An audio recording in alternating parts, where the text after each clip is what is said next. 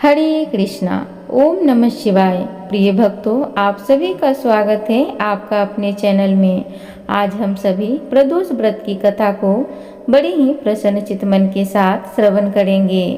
हर माह में आने वाला प्रदोष व्रत भगवान शिव की कृपा पाने का सबसे बड़ा दिन होता है।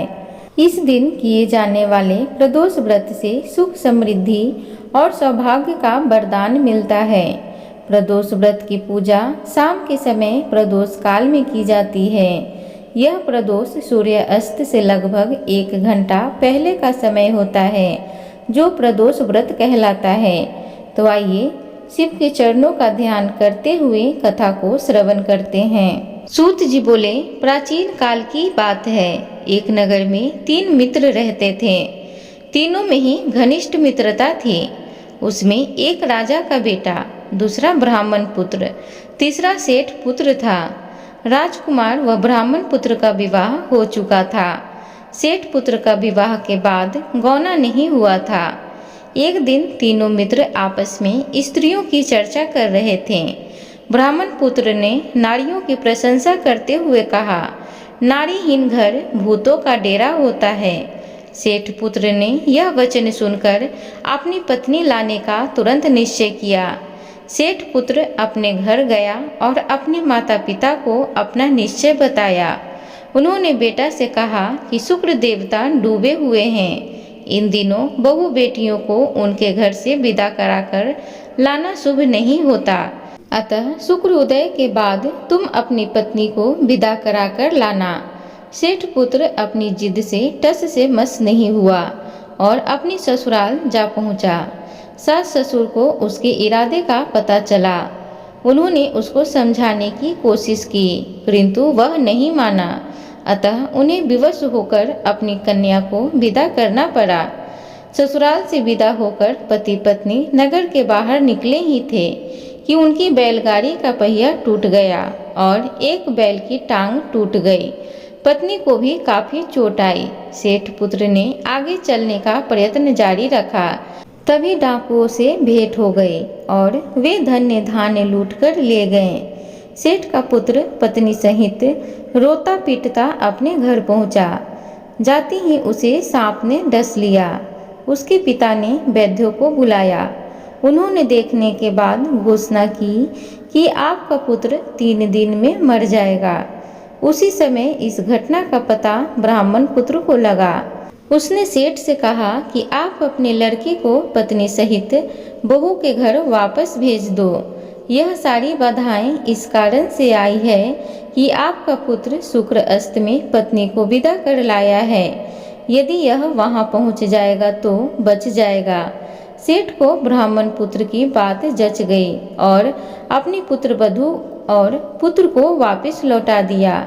वहां पहुंचते ही सेठ पुत्र की हालत ठीक होनी आरंभ हो गई। तत्पश्चात उन्होंने शेष जीवन साथ में सुखपूर्वक बिताया और मृत्यु के बाद स्वर्ग लोक को गए। एक बार बोलिए हर हर महादेव। अब श्रवण करिए एक अन्य कथा। पुरातन कथा है कि एक निर्धन ब्राह्मण की स्त्री दरिद्रता से दुखी होकर शांडिल्य ऋषि के पास जाकर बोली, हे महामुनि, मैं अत्यंत दुखी हूँ। दुख निवारण का कोई उपाय बतलाइए। मेरे दोनों पुत्र आपकी शरण में हैं। मेरे ज्येष्ठ पुत्र का नाम धर्म है, जो कि एक राजपुत्र है, और लघु पुत्र का नाम शुचिव्रत है। अतः हम दरिद्री हैं। आप ही हमारा उद्धार कर सकते हैं। इतनी बात सुनकर ऋषि ने शिव प्रदोष व्रत करने को कहा। तीनों प्राणी प्रदोष व्रत करने लगे। कुछ समय पश्चात प्रदोष व्रत आया। तब तीनों ने व्रत का संकल्प लिया। छोटा लड़का, जिसका नाम शुचिव्रत था, एक तालाब पर स्नान करने को गया तो उसे मार्ग में स्वर्ण कलश धन से भरपूर मिला। उसको लेकर वह घर आया। प्रसन्न होकर माता से कहा कि माँ, यह धन मार्ग से प्राप्त हुआ है। माता ने धन देखकर शिव महिमा का वर्णन किया। राजपुत्र को अपने पास बुलाकर बोली, देखो पुत्र, यह धन हमें शिव जी की कृपा से प्राप्त हुआ है। अतः प्रसाद के रूप में दोनों पुत्र आधा आधा बांट लो। माता का वचन सुनकर राजपुत्र ने शिव पार्वती का ध्यान किया और बोला, पूज्य, यह धन आपके पुत्र का ही है। माँ, इसका अधिकारी मैं नहीं हूँ। मुझे शंकर भगवान और माता पार्वती जब देंगे तब लूंगा। इतना कहकर वह राजपुत्र शंकर जी की पूजा में लग गया। एक दिन दोनों भाइयों का प्रदेश भ्रमण का विचार हुआ। वहां उन्होंने अनेक गंधर्व कन्याओं को क्रीड़ा करते हुए देखा। उन्हें देखकर शुचिव्रत ने कहा, भैया, अब हमें इससे आगे नहीं जाना चाहिए। इतना कहकर शुचिव्रत उसी स्थान पर बैठ गया, परंतु राजपुत्र अकेला ही स्त्रियों के बीच में जा पहुंचा। वहां एक स्त्री अति सुंदर राजकुमार को देखकर मोहित हो गई और राजपुत्र के पास पहुंचकर कहने लगी कि हे सखियों, इस वन के समीप ही जो दूसरा वन है, तुम वहां जाकर देखो। भांति भांति के पुष्प खिले हैं, बड़ा सुहावना समय है। उसकी शोभा देखकर आओ। मैं यहाँ बैठती हूँ, मेरे पैर में बहुत पीड़ा है। ये सुनकर सभी सखियां दूसरे वन में चली गईं। वह लड़की सुंदर राजकुमार की ओर देखती रही। इधर राजकुमार भी कामुक दृष्टि से निहारने लगा। युवती बोली, आप कहाँ रहते हैं? वन में कैसे पधारे? किस राजा के पुत्र हैं? क्या नाम है? राजकुमार बोला, मैं विंध्यर्व नरेश का पुत्र हूँ। आप अपना परिचय दें। युवती बोली, मैं विद्रविक नाम गंधर्व की पुत्री हूँ। मेरा नाम अंशुमति है। मैंने आपकी मन स्थिति को जान लिया है कि आप मुझ पर मोहित हैं। विधाता ने हमारा तुम्हारा संयोग मिलाया है। युवती ने मोतियों का हार राजकुमार के गले में डाल दिया। राजकुमार हार को स्वीकार करते हुए बोला कि हे भद्रे, मैं आपका प्रेम उपहार स्वीकार कर लिया, लेकिन मैं निर्धन हूँ। राजकुमार के इन वचनों को सुनकर गंधर्व कन्या बोली कि मैं जैसा कह चुकी हूँ वैसा ही करूँगी। अब आप अपने घर को जाएं। इतना कहकर वह गंधर्व कन्या सखियों से जा मिली। घर जाकर राजकुमार ने शुचिव्रत को सारा वृतांत कह सुनाया। जब तीसरा दिन आया, वह राजकुमार शुचिव्रत को लेकर उसी वन में जा पहुँचा। वहीं गंधर्वराज अपनी कन्या को लेकर आ पहुँचा। इन दोनों राजकुमारों को देखकर आसन देकर कहा कि मैं कैलाश पर्वत पर गया था। वहां शंकर जी ने मुझसे कहा है कि धर्मगुप्त नाम का राजपुत्र है, जो इस समय राजविहीन निर्धन है। मेरा परम भक्त है। हे गंधर्वराज, तुम उसकी सहायता करो। मैं महादेव की आज्ञा से इस कन्या को आपके पास लाया हूँ। आप इसका निर्वाह करें। मैं आपकी सहायता कर आपको राजगद्दी पर बिठा दूंगा। इस प्रकार गंधर्वराज ने कन्या का विधिवत विवाह करा दिया। विशेष धन और सुंदर गंधर्व कन्या को पाकर राजपुत्र अति प्रसन्न हुआ। भगवत कृपा से वह समय उपरांत अपने शत्रुओं को दमन करके राज्य का सुख भोगने लगा।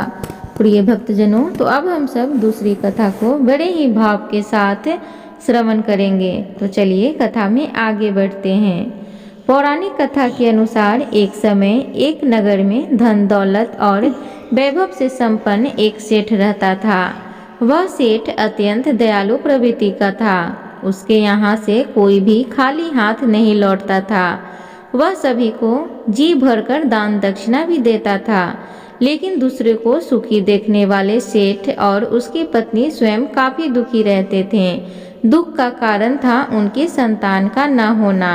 एक दिन उन्होंने तीर्थ यात्रा पर जाने का निश्चय किया और अपने कामकाज को सेवकों को सौंपकर घर से निकल पड़े।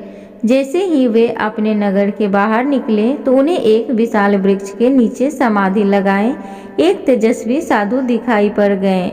दोनों ने सोचा कि साधु महाराज से आशीर्वाद लेकर आगे की यात्रा शुरू की जाए। पति पत्नी दोनों समाधि लगाए हुए साधु के सामने हाथ जोड़कर बैठ गए और उनकी समाधि टूटने की प्रतीक्षा करने लगे। सुबह से शाम और शाम से फिर रात हो गई, लेकिन साधु की समाधि नहीं टूटी। मगर सेठ पति और पत्नी धैर्यपूर्वक हाथ जोड़े वहीं बैठे रहे। अंततः अगले दिन प्रातःकाल साधु समाधि से उठे। सेठ पति पत्नी को देखकर वह मंद मंद मुस्कुराए और आशीर्वाद स्वरूप हाथ उठाकर बोले, मैं तुम्हारे अंतर्मन की बात भांप गया हूँ वत्स। मैं तुम्हारे धैर्य और भक्ति भाव से अत्यंत प्रसन्न हूँ।